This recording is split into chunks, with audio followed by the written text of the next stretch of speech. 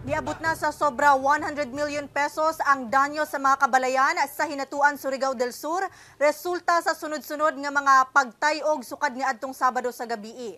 Gawas sa kabalayan, usa sa pinakanadanyos nga istruktura ang tower og radar sa Pag-asa Hinatuan Station. Ani ang report ni RG Relator. Gitabok sa GMA Regional TV sakay sa bangka ang Puro 4 City Tabok Barangay Aquino nga mo'y Pinoy-anan sa kadaghanan sa mga anaa sa evacuation grounds. Tataw ang kadaghan sa mga balay, labi na kilid sa bukana nga nangadanyos o nidapa na sa tubig. Natunga sa human ni Bigay ang atop sa ilang covered court.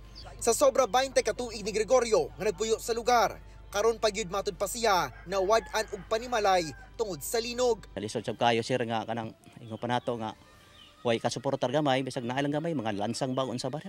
Mga may madawat namo og panalangin okay ra. Ang balay ni Gina ni dapa na human ni Bigay ang mga pundasyon. Busa nahimo na kining dalan sanglit ni tabo na kini sa ilang agianan. Among panginabuhian bilyaran namo sir nga damage so nagyud nya pinundar namo to sa pila ka tuig ikan pa sa una almost 20 years more than pa. Nya karon wala na gid sir nya ambot magunsa na lang may ani karon. Si Nanay Miriam sayo pa lang nibiya na aron motabok sa evacuation area. Bakwit mi sir kay mahadlo kami mahugmakan mi aning among balay kagugmak ko na ra ba na o. Nangabali na mga bris ana sa Lagunting lilikado na kung additional paglinog. Panawagan nila. Nanginaot mi nga matabangan mi dinhi kay halos di kay halos hurot gyud mi diri sir nangabagsak ang among kaugalingon pila lang ang nakabarog pero naagyoy diferensya.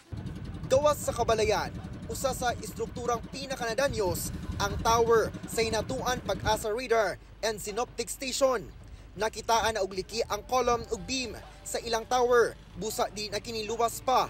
Danyos na sabmatod pa ang ilang mga kable, waveguide ug uban pa. Sa ngayon wala na dahil marami pong damage sa taas. Enough na muna namin yung nag-shutdown muna tayo ng radar.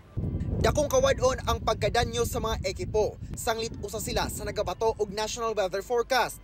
Sa karon, manual ang ilang ginahimong observation.